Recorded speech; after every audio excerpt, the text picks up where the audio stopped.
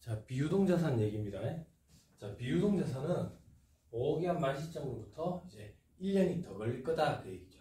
1년이 더 걸릴 거다. 그런 것들은 비유동자산에다가 갖다 놓는다. 칠판. 자, 이제 부채를 봅니다. 부채도 똑같습니다. 부채도 똑같이 유동과 비유동으로 구분합니다. 그럼 부채는 또 어떻게 구분을 하는데, 돈을 어디서 빌려온 거예요? 은행에서 돈을 빌려왔다고 가정할게요. 그럼 회사 입장에서는 차입금이에요, 차입금. 근데 이 돈을 보호기한 만시점으로 받으니까 1년 내에 이제 상환을 해야 돼. 상환 기일이 거의 도래했다고. 그러면 유동부채에다가 갖다 놓습니다. 그런데 아직 한 3년 남았다더라. 그러면 비유동부채에다가 갖다 놓습니다. 됐죠? 자, 우리는 이걸 왜 하느냐? 왜 하느냐? 자, 우리나라 일반 기업 회계 기준은 자산과 부채를 유동과 비유동으로 구분하도록 하고 있습니다. 이런 걸 우리는 유동, 비유동 구분법 이렇게 표현합니다. 유동, 비유동 구분법도 있고요. 유동성에 따라 가지고 일괄적으로 쓰는 유동성 배열법 이런 것도 있고요. 유동, 비유동 구분법과 그리고 유동성 배열법을 같이 쓰는 혼합법, 뭐 여러 가지 방법이 있습니다. 국제회계 기준은 어떤 방법을 쓰든 상관없다라고 선택권을 줘놨습니다. 자유롭게. 근데 우리나라 일반 기업 회계 기준은 유동, 비유동을 구분하도록 되어 있습니다. 그리고 유동, 비유동 구분해놓고 안에 있는 여러 가지 자산들도 유동성 순서에 따라서 작성하도록 되어 있습니다. 그래서 예를 하나 들면 유동성이 가장 높은 거, 유동자산 중에 유동성이 가장 높은 게 현금이죠, 현금. 그리고 당좌자산. 이런 식으로 쓰도록 되어 있습니다. 우리나라 일반 기업의 기준은 이런 것까지도 다 엄밀히 규칙을 정해놓고 있다더라. 그래서 규칙주의라고 표현했다. 기억나시죠? 그죠? 하나만 더 할게요. 자, 은행에서 돈을 빌려왔다고요. 은행에서 돈을 빌려올 때, 처음에 빌려올 때는 원금 상환해야 되는 기간이 3년이었습니다. 3년. 그러면 비유동 부채였겠죠. 비유동 부채. 장기 차입금 이렇게. 근데 보호기한 만시점 올해 말이 됐더니 이미 2년 반이 흘러버린 거예요. 2년 반이 흘러가지고 보호기한 만시점으로부터 볼 때 앞으로 상환해야 되는 기일이 6개월밖에 안 남았습니다. 그러면 보호기한 말로부터 6개월 내에 돈을 갚아야 되니까 유동부채겠죠. 그죠? 즉 비유동부채에 있던 이 장기 차입금을 유동부채에다가 옮겨 써야 됩니다. 옮겨 써야 됩니다. 그럼 유동부채에 차입금이 있겠죠. 그죠? 그럼 우리가 재무제표를 딱 봤을 때 우리 회사 외부인들이 우리 회사 재무제표를 봤을 때 유동부채에 있으면 얘가 처음부터 단기간 내에 갚아야 될 부채였는지 아니면 처음에 빌려올 때는 장기였는데 보호기한 만시점이 됐을 때 이제 상환기간이 얼마 안 남아서 유동으로 대체된 건지 이걸 구분할 필요가 있습니다. 그래서 일반적으로는 처음에 빌려올 때 장기였는데 보호기한 만시점으로 봤을 때 1년이 안 남아가지고 유동 부채로 대체시킨 걸 앞에 유동성이라는 말을 붙여서 유동성 장기 차입금 이렇게 표현합니다. 그죠? 그리고 비유동에 있던 걸 유동으로 고치는 거 이런 걸 우리는 유동성 대체라고도 표현합니다.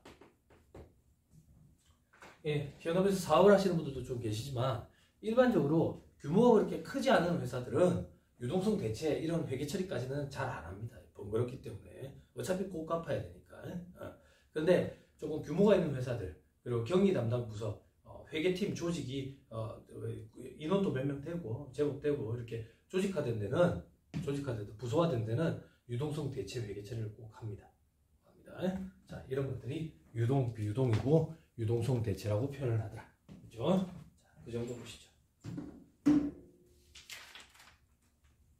그래서 156페이지에 보시면 유동자산과 비유동자산 이라서 유동자산 이런 것들이 있고 다음 페이지 157페이지 그림 보시면 현금 유동성이 제일 높은 거 그리고 재고자산, 매출채권 이런 것들이 당좌자산에 들어가는 것들입니다. 그리고 현금으로 다시 회수된다더라. 이런 거 우리는 경영활동의 순환과정이라고도 표현을 하는구나. 그렇죠? 그래서 밑에 분홍색 표시 음영 들어간 데 보면 동그라미 1번부터 4번까지 있죠. 그 위에 보시면 자산은 다음의 경우에 유동자산으로 분류한다더라. 그 외에는 비유동으로 분류한다더라. 그때 유동으로 분류하는 거에 음령 들어간 거 보면 동그라미 3번에 보호기간 후로부터 12개월 이내에 실현될 것으로 예상. 그러니까 보호기간 말 시점으로부터 1년 내에 현금화될 것 같으면 유동이다 그 얘기예요. 됐죠? 그 표현을 하고 있다. 자, 밑에 괄호 2번에 비유동 자산에 되어 있죠. 넘어갑니다. 비유동 자산을 보니까 맨 밑에 괄호 반괄호 1번에 유형 자산, 그리고 다음 페이지 무형 자산, 그리고 기타 비유동 자산이라고 부르는 거에 뭐 보니까 빨간 글씨에 뭐 투자 부동산이라는 것도 있고, 세 번째 줄 중간에 보니까 뭐 장기 금융상품, 장기 대금, 장기란 말이 자꾸 들어갔죠.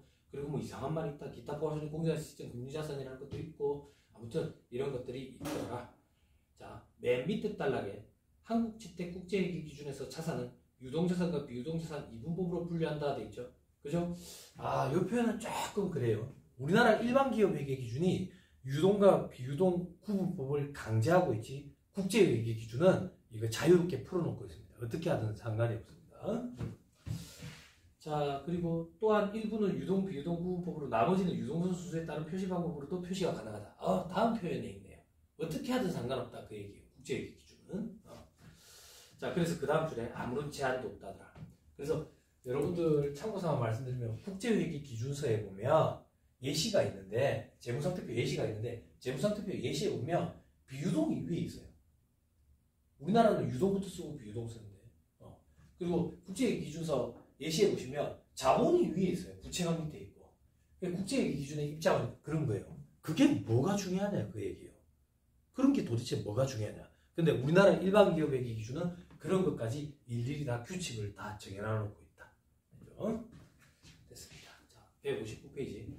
자산의 취득원가 뭐 이런 말이 있죠. 취득원가는 돈 주고 사왔을 때 그 값, 그게 취득원가겠죠. 근데 뭐 한다고 이렇게 얘기를 하고 있을까? 이렇게 생각하시면 됩니다. 여러분, 재고자산이라고 재고자산 가지고 얘기할게요. 재고자산은 취득원가라는 표현을 안 쓰고 매입원가라는 표현을 쓰는데 같은 개념이다라고 생각하시면 됩니다. 자, 용산전자상가에서 컴퓨터를 떼다가 판매하는 사람입니다. 용산전자상가에서 컴퓨터 한 대를 100만 원에 사왔습니다. 그럼 저는 얼마 이상을 받아야 본전입니까? 100만 원이죠. 그게 취득원가, 매입원가다 그 얘기예요. 근데 이렇게 가정해 볼게요. 용산전자상가에서 컴퓨터를 떼다가 판매하는데 한 대 떼왔는데 100만 원인데 KTX비가 10만 원이 들었어요. KTX비가. 그럼 자, 이제는 얼마를 받아야 본전입니까? 110만 원이죠. 그죠? 그게 취득원가, 매입원가다 그 얘기예요. 그럼 취득원가, 매입원가는 기타 부대비용도 포함된 금액이구나. KTX비 같은 운반비도. 그럼 기타 부대비용은 언제까지 포함시킬 거냐 이거예요. 재고자산은 판매를 위해서 보유하는 자산이기 때문에 판매 가능한 상태에 이르기까지 발생한 부대비용은 다 가산을 합니다. 유형자산은 사용 목적으로 보유하는 자산이기 때문에 사용 가능한 상태에 이르기까지 발생된 부대비용을 다 가산합니다. 그렇죠? 그렇게 생각하시면 간단합니다. 여러분들이 사업체를 운영하는 사장님이라고 생각하시면 아주 간단합니다. 100만 원에 사왔다. 100만 원 이상을 받아야 본전이지. 100만 원에 사오는데 운반비가 10만 원에 들었다. 110만 원 이상을 받아야 본전이지. 그때 100만 원과 110만 원. 그게 취득원가, 매입원가가 되는 거다. 그렇죠? 넘어갑니다. 자, 부채 자본도 있습니다. 부채 정의에 대해서도 우리 예전에 다 얘기를 했었습니다. 부채 정의는 과거 경제적 거래나 사건의 결과로 미래 경제적 효익, 돈, 유출 가능성이 높은, 돈이 빠져나갈 가능성이 높은 현재 의무라는 말이 포인트라 했죠. 그게 부채의 정의.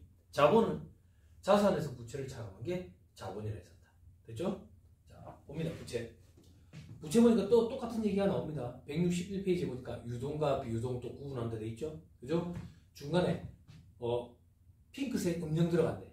여기 보시면 그 위에 줄에 부채는 다음의 경우에 유동부채로 분류한다. 핑크색 음영 들어간 거에 보니까 동그라미 3번에 보호기한 후 12개월 내에 결제할 수도 있다. 현금화 될 것 같다. 그 얘기예요. 그럴 때 유동이라는 표현을 쓴다. 넘어갑니다. 자본이 돼 있죠. 자본. 빨간 글씨만 보세요. 자기 자본이라고도 얘기하고 주주지분이라고도 얘기하는구나. 이 자본에는 괄호 1번 자본금, 괄호 2번 자본 잉여금, 괄호 3번 기타 포괄손익 누계, 괄호 4번 이익잉여금. 하나가 빠졌네요.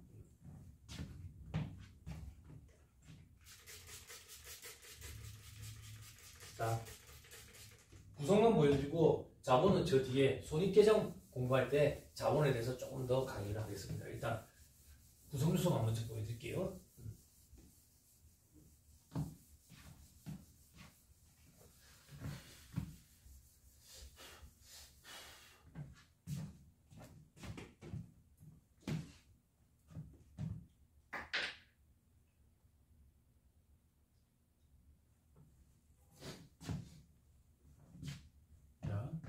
재무상태표 자산, 부채가 있다고 가정하고 자산, 부채가 있다고 가정하고 자본만 크게 볼게요. 자본.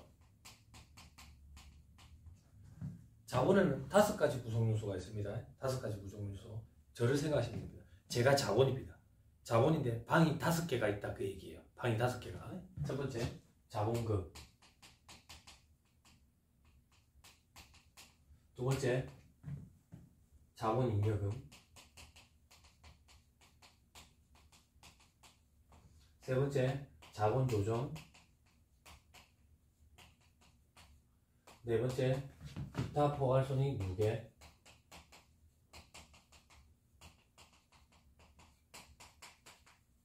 다섯 번째, 이익잉여금.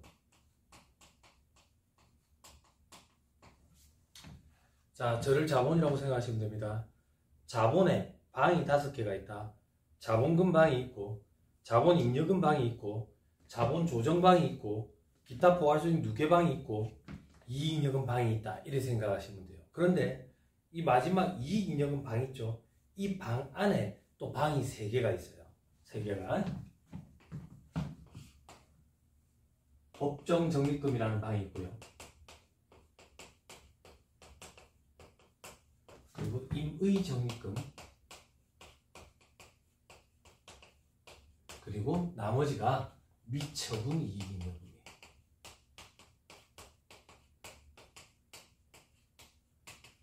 책이 조금 빠진 게 있으니까 이걸로 보완을 좀 하시고요. 뒤에 자본 파트 가면 하나하나 구성 항목에 대해서 세밀하게 강의를 좀 드릴게요. 넘어가시죠. 자, 164페이지 재무상태표 양식 이미 다 양식은 살펴봤었습니다. 165페이지 재무상태표 이용과 한계돼 있죠. 재무상태표 이용은 어떻게 해야 되겠어요? 이용은 잘 이용해야 되겠죠. 한계점도 있나 보네요. 됐죠? 됐습니다. 넘어갑니다. 한계점에 요거 하나만 잠깐 보실래요? 재무상태표 한계점에 보시면 하나, 둘, 셋, 네 번째 줄에 첫째 돼 있죠. 첫째. 재무상태표는 기업의 자산과 기업 자체의 현행 경제적 가치를 나타내지 못한다. 자, 이게 무슨 말인데? 재무상태표의 자산이 토지가 10억이 달려있는데 이 10억이 강남에 있는 땅인데 50년 전에 산 땅이라고. 50년 전에 강남의 땅 10억이 지금은 값어치가 얼마나 천정부지로 치솟았겠어요. 그런데 우리는 역사적 원가로 평가하기 때문에 10억 그대로 둔다 했죠. 그래서 재무상태표에 있는 자산만 가지고 이 회사의 기업 가치가 어느 정도 되는지 이렇게 보기는 직접적으로 대응시키기는 힘들다. 그런 한계점이 있다. 그런 얘기를 하는 거예요. 그럼 실질적으로 자산 가치가 얼마나 되는지 보려면 감정을 받아야겠죠. 감정평가사들 통해 가지고. 그렇죠? 자, 그리고 저 밑에 보시면 둘째 돼 있죠. 둘째. 기업에는 가치가 있지만 화폐 가치로 환산할 수 없기 때문에 자산으로 표시되지 않는 것이 있다. 뭐 예를 들어 이렇게 돼 있죠. 그죠? 요건 이렇게 설명드릴게요. 여러분들 혹시 기억나실지 모르겠습니다. 예전에 이제 이건희 할아버지가 돌아가시기 전에 삼성의 브랜드 가치가 뉴스에도 막 떠들썩했어요. 삼성의 브랜드 가치가 전 세계적으로 애플 다음으로 2위인데 삼성의 브랜드 가치가 화폐 금액으로 환산을 하면 20조에 육박한다라는 기사가 뜬 적이 있어요. 20조. 삼성의 브랜드 가치가 20조에 육박한다고. 20조에 육박하지만 그 브랜드 가치를 장부에다가 우리 회사의 브랜드 가치, 자산 이런 식으로 잡을 수는 없거든요. 잡을 수는 없어요. 그럼 여러분들 중에 의문이 드시는 분들이 계실 거예요. 그런 거를 잡으면 안 됩니까? 왜 잡을 수가 없습니까? 정확한 추정이 불가능해서 그래요. 정확한 추정이 불가능하다는 얘기가 어떤 얘기인데 여러 사람의 전문가가 일치된 금액이 안 나오는 거예요. 저도 나름 전문가죠. 그죠? 제가 삼성의 브랜드 가치를 생각했을 때는 21조 정도 될 것 같은데 또 어떤 사람이 판단할 때는 18조 정도 될 것 같은데 일치되지 않는 거예요. 그죠? 왜? 추정치기 때문에. 또 어떤 게 있는데 삼성의 브랜드 가치가 20조에 육박한다 하지만 당장 내일 모레 또 어떻게 될지 모르거든. 안 그래요? 갤럭시 시리즈가 잘 나오고 있지만 또 어떻게 될지 모르겠고, 삼성이 반도체 때문에 먹고 사는데 결국 반도체 시장은 이렇잖아.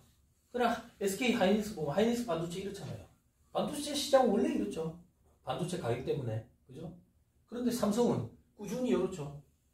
꾸준히 이런 이유가 뭐죠? 사업 다각화를 통해 가지고 이런 변동성, 리스크라고 그러죠. 리스크를 해치해서 그렇죠. 그죠? 근데 하이닉스 반도체는 사업 다각화가 안 이루어졌거든. 그러니까 들쭉날쭉하죠. 반도체 가격에 따라서 영업이익이 들쭉날쭉한다고. 그죠? 적자가 엄청나게 났다가 흑자가 엄청나게 났다가 막 이러는 거지. 그죠? 그래서 이렇게 변동성이 큰데 그걸 어떻게 브랜드 가치를 자산화시키겠어요?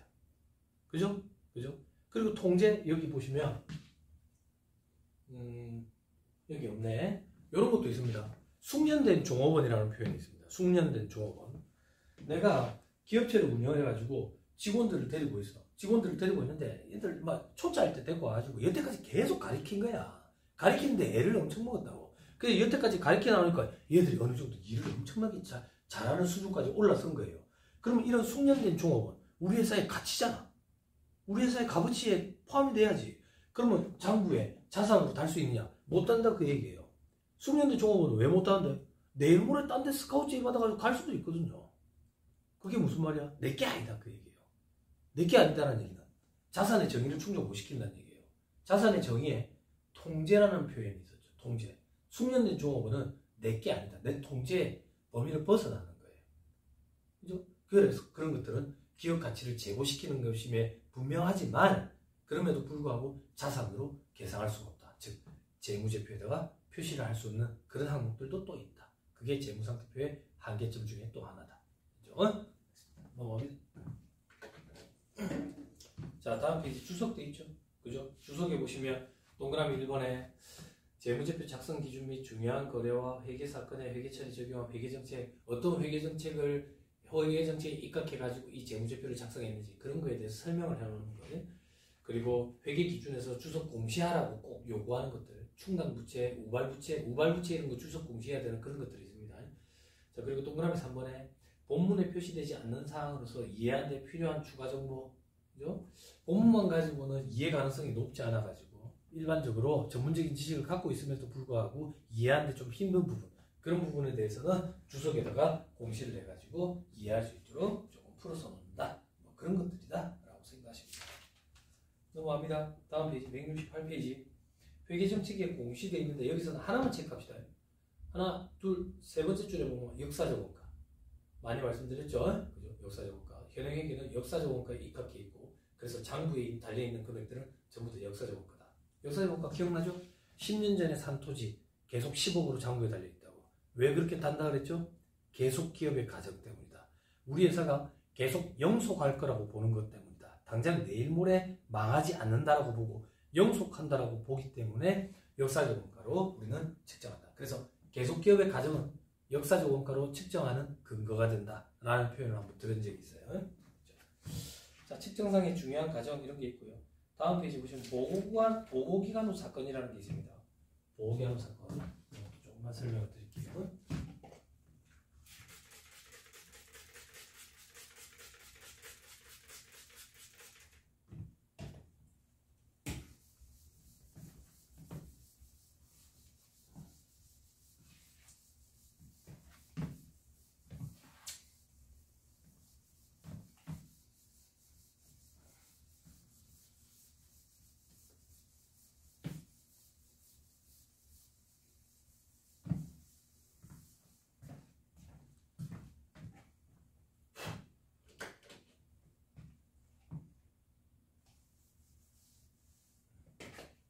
자, 보고기한 수건은 이거예요. 자, 보고기한 말입니다. 일반적으로 12월 말벌인으로 가정해서 12월 31일 할게요. 그리고 12월 31일자로 재무제표를 세팅하고 나면 우리 이사회 승인, 재무제표 발행 승인, 대표이사님한테 결제받았는데 했죠? 재무제표 발행 승인.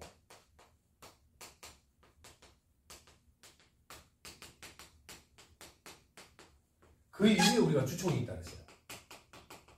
그죠? 보고기한 후 사건은 보고기한 말 시점으로부터 재무제표 발행 승인일 사이에 벌어진 유불리한 일들, 이런 것들을 우리는 보고기간 후 사건 이렇게 표현해요.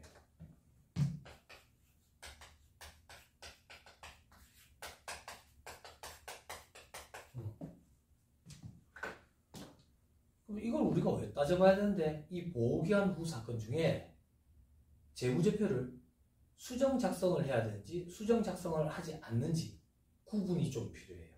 구분이. 그걸 수정을 요하는 보호기한 후 사건이라고 표현하고요. 안 하는 건 수정을 요하지 않는 보호기한 후 사건 이렇게 표현해요. 수정을 요하는 보호기한 후 사건 그게 무슨 말일까? 12월 31일자로 재무제표를 작성을 했다고. 재무제표 작성해놔놓고 대표이사한테 결제받기 전에 무슨 일이 벌어졌는데 그 일이 12월 31일자로 작성한 재무제표를 수정을 해야 되는 일이래. 혹은 수정을 하면 안 되는 일이래. 수정을 해야 되는 일이면 당연히 수정을 해가지고 결제를 받아야 될 거 아닙니까? 주총으로 가고. 됐죠? 이런 것들을 우리는 보호기한 후 사건. 수정 후 수정을 요하는 보호기한 후 사건, 수정을 요하지 않는 보호기한 후 사건 이렇게 표현합니다. 자, 예를 들어볼게요. 보호기한 말 시점으로 우리가 장부의 재고자산이 1,000만원치가 있다고. 1,000만원치. 1,000만원치 창고에 가서 세알려봤어? 창고에 가서 세알려봤는데 1,000만원치가 있어. 1,000만원치가. 근데 얼마나 된 재고인데? 한 2년 됐어. 2년 됐다고. 그럼 지금 그게 돈 갖고 팔면은, 갖다 팔면은 어느 정도 값어치가 되는데? 모르겠어. 그걸 모르겠어. 왜 모르는데? 안 팔려서. 안 팔려서 모르겠는 거야. 그런데 보호기한 말 시점 종료됐고 재무제표 발행 승인일 전에 재고가 좀 팔린 거예요. 재고가 좀 팔렸는데 얼마치가 팔렸냐면 100만원치가 팔렸거든요. 100만원치가 팔렸는데 70만원밖에 못 받는데요. 왜? 유행이 지나버려가지고 70만원. 그러면 장부에 있는 재고 1,000만원치는 700만원치나 마찬가지 아니겠어요? 그죠? 그걸 12월 31일자로는 1,000만원이라고 달아놨는데 그 이후에 재고자산 거래가 일어난 걸 보고 다시 700만원으로 뜯어 고쳐 놓는 거죠. 그게 수정을 요하는 보호기한 후 사건입니다. 됐습니까?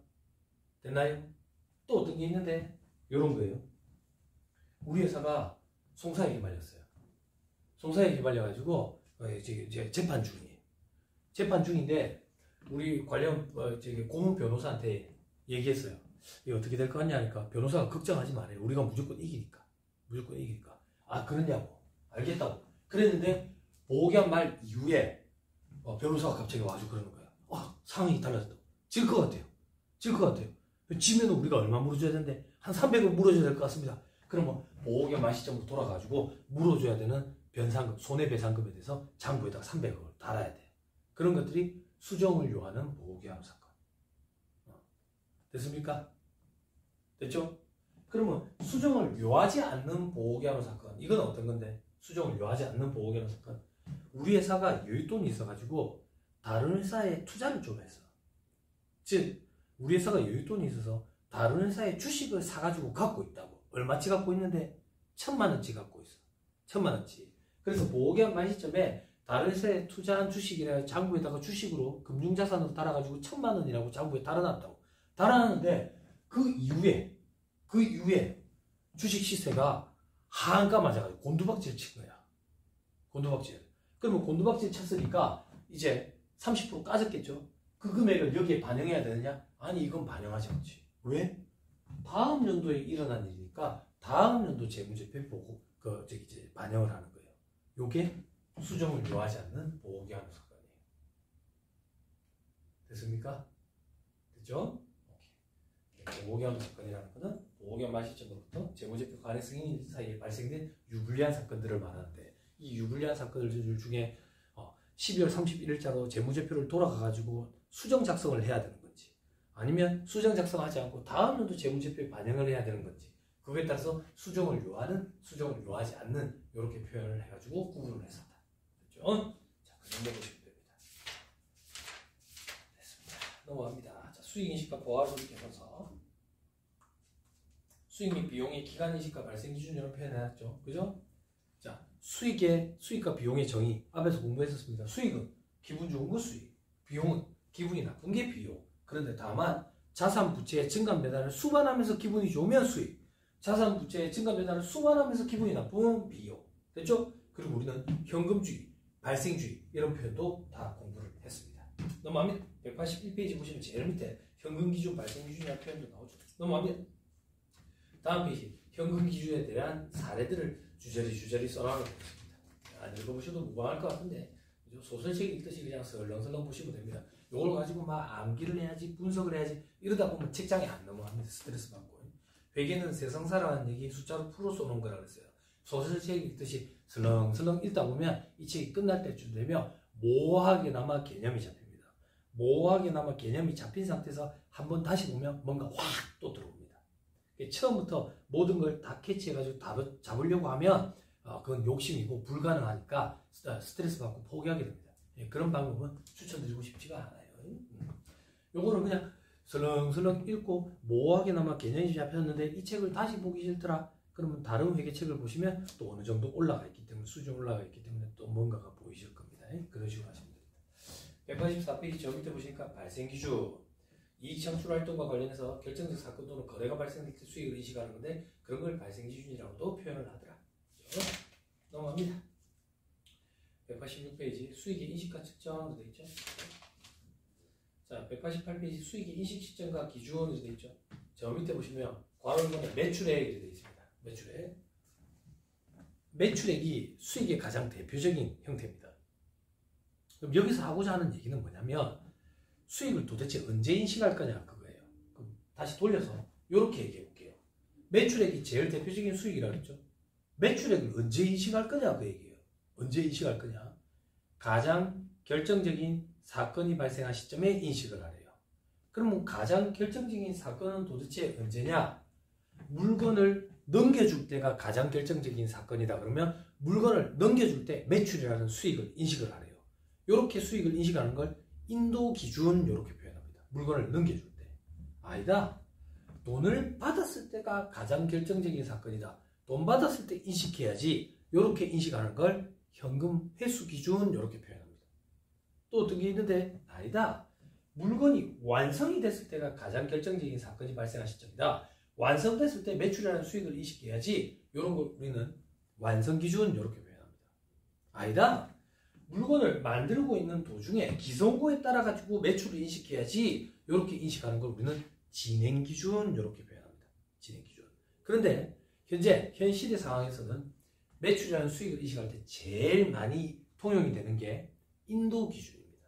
인도 기준. 즉 우리 회사가 만든 제품을 넘겨줄 때 매출이라는 수익을 인식한다 그 얘기예요. 그럼 교수님 완성이 됐을 때 인식하면 안 됩니까? 그렇게 하기는 힘듭니다. 왜 힘든데? 거래 상대방이 아직 누군지 특정되지 않았어요. 그게 무슨 말인데? 아직 살라는 사람이 없다 그 얘기예요. 살라는 사람이 확정되어 있어야 매출이라는 수익을 인식할 수 있을 텐데 살라는 사람이 확정이 안 돼 있으니까 어떻게 인식을 하겠냐 그 얘기예요. 됐죠? 그러면 진행 기준은요? 진행 기준은 물건을 만드는데 기성고에 따라 가지고 매출이라는 수익을 인식한다고. 요건 어떻게 가능합니까? 건설 계약 같은 게 진행 기준으로 하는 거예요. 내한테 도급 의뢰를 준 사람이 있겠죠. 거래 상대방, 내 입장에서 고객이죠. 고객이 특정되어 있다고. 고객이 특정되어 있고 이 건물을 하나 내가 지어주고 돈을 받기로 했는데 다 지어주고 돈을 받으면 그동안의 원자재 값이라든지 공사 진행하는 데 드는 인건비라든지 이런 것들 다 내 생돈이 들어간다고. 내가 뭐 돈이 얼마나 많아야 되겠어요. 건물 그런 거 100층짜리 지어주려면. 그러면.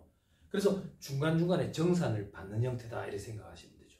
그래서 계약을 할 때 기성고에 따라서 뭐 계약할 때 몇 프로, 10% 기성됐을 때, 40% 진행됐을 때 얼마, 그리고 잔금은 언제 이런 식으로 해가지고 중간중간에 받는 거죠.